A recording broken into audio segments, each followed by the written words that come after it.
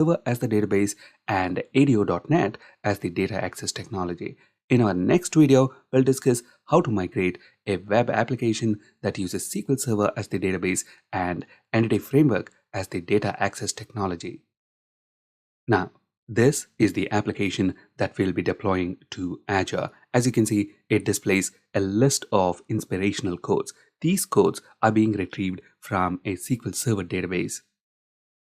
Here is the project source code in Visual Studio. At the moment, we are looking at web.config file, and here is the database connection string. By looking at this connection string, you can say, I'm using SQL Server Local DB in this project, but you can also use a full-blown SQL Server if you want to. It doesn't really matter. The process is still the same.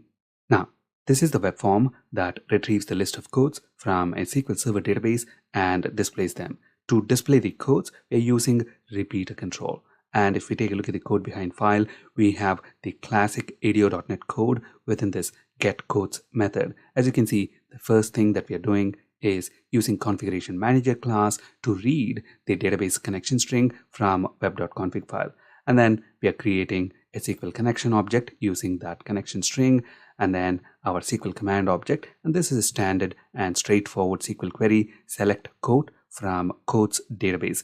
And if I execute this query on my local machine, we have 5 codes within the database table, and those are displayed right here on the web page. So this is the SQL query that we want to execute. We open the connection, execute the query, and while we are looping through each code, we are adding the code text to this list of strings variable and finally returning that list. And that list is being set as the data source for the repeater and calling the databind method. So this is the web application that we want to deploy to Azure. In our previous video, we discussed how to deploy a web application that does not use database to Azure. Now, the process to deploy a web application that uses database is also very similar. The only difference is we have to perform 2 more additional steps. So if you haven't checked out our previous video, please check out that video. I'll include the link for that video in the description of this video. There are 3 simple and straightforward steps to deploy a web application with SQL Server database to Azure. The first step is to deploy the web application itself. Next, create SQL Server in Azure, and finally create the database objects like tables, stored procedures, etc., and seed the database tables with initial data. The first step, that is deploying the web application itself, is very identical to what we have learned in our previous video. So in order to avoid repetition and in the interest of time, I'm going to refer you to that video. As I said earlier, I'm going to include the link for that video in the description of this video. Now, let's deploy this web application to Azure. For that, right-click on the project name and then select this option, Publish. We are on the Publish window. We want to deploy this web application to Azure. For that, select your app service from the drop-down list right here. We discussed how to create app service and app service plan in Azure right from within Visual Studio in our previous video. So select your app service and then hit this Publish button to deploy this web application to Azure. There we go. We have server error. No such host is known. And if we take a look at the exception, we actually have a SQL exception. We have a problem establishing a connection to SQL Server. Why? Because we don't have SQL Server in Azure. So our obvious next step is to create SQL Server in Azure. Again, there are several ways to do that. We can either create the SQL Server directly in the Azure portal, or we can do that from Visual Studio. Let's do it from Visual Studio. We are back on the Publish window in Visual Studio. What we want to do now is add a SQL Server dependency for this web application project. For that, click this Add button. So we want to add a new service dependency. As you can see, we can add several different dependencies. What we want to add right now is Azure SQL Database dependency. Select that and click Next. From this drop-down list, select your Azure subscription. If you have a SQL Server already configured in Azure, that server will be listed here. And if you want to use that server, you simply select that server from the list. In our case, we don't have any SQL Server configured yet. We want to create a new SQL Server. So let's click this plus sign. Provide a name for your database. I'm going to name it CodesDB. and then select your Azure subscription and a resource group. To be able to create a database, we first need a database server. We don't have any database server in Azure yet. So first, let's create a new database server. For that, click on this new link. Provide a name for the database server. I'm going to leave the default name and the location where you want to create this database server, and then an administrator username, password, confirm password, and then click OK. On this window, click Create. As you can see, both our SQL Server and the database are being created in Azure. There we go. Both our database, as you can see, the database name is QuotesDB, and the SQL Server itself, the server name is QuotesDB DB Server, are created. Click Next. On this screen, provide a name for your database connection string. I'm going to name it QuotesDB connection string. And here is the important bit to keep in mind. This is the connection string that will be used by our application deployed in Azure to connect to our SQL Server instance in Azure. Obviously, for that to happen, we also need to provide the username and password. And then you can see the connection string value if you want to by clicking this Show Secret button. You can also copy it to clipboard by clicking this button. And then you can also specify where you want to save this connection string, Azure App Settings or Key Vault. If you're new to these two concepts, we'll discuss them in our upcoming videos. Click Next. On the screen, we see the two NuGet packages that will be added to our project. Finally, click Finish. There we go. Azure SQL Server Database dependency is successfully configured. Click the Close button.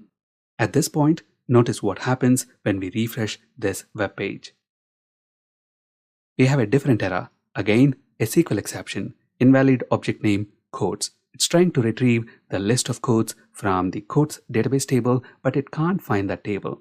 And that makes sense because in Azure, we only created the SQL Server and database. We did not create the required database objects, like in this case, the quotes database table. So the third and final step is to create the quotes table and populate it with initial data.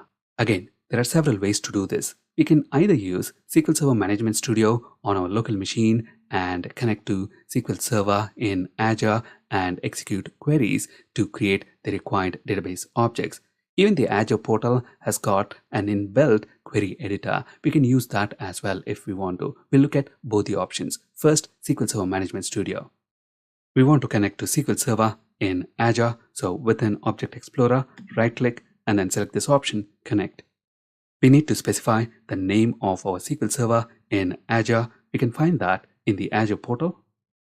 Here is our resource group. Click on that. These are all the resources in our resource group, and here is our SQL Server. Click on that. You can find our SQL Server fully qualified name right here. Click this button to copy it to clipboard. Paste it here within SQL Server Management Studio, and we want to use SQL Server Authentication to connect. Specify the username and password, and then click Connect. We have an error. For security reasons, by default, our SQL Server instance in Azure is locked down and it will not allow any connections to it. If you want to be able to connect from your local machine and execute SQL queries, you have to create a new firewall rule that enables access. We can do that either from SQL Server Management Studio by logging into Azure, or we can do that from the Azure portal. Let's do it from the Azure portal. At the moment, we are on the Overview blade. Scroll down and under Security, click this option, Firewalls and Virtual Networks. Now here you can see my local machine IP address. So we want to allow this machine to be able to connect to our SQL Server in Azure. So for that, we need to add a new firewall rule.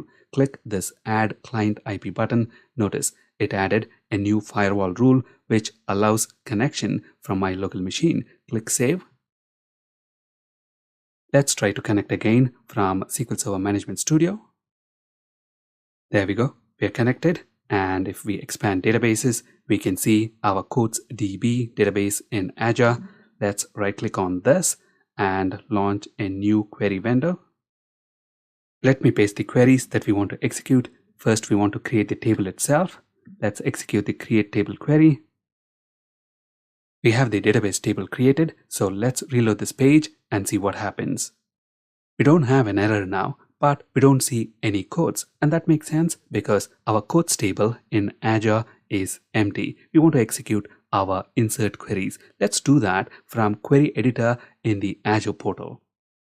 At the moment, we are looking at our SQL Server instance in Azure. This SQL Server instance has got only one database, and to see that database, click on this option, SQL Databases. So here is our database, and click on that.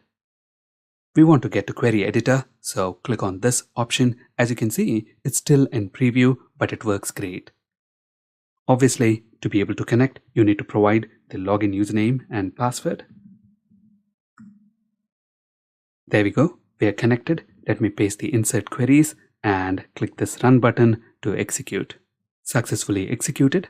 Let's now reload our web page. There we go.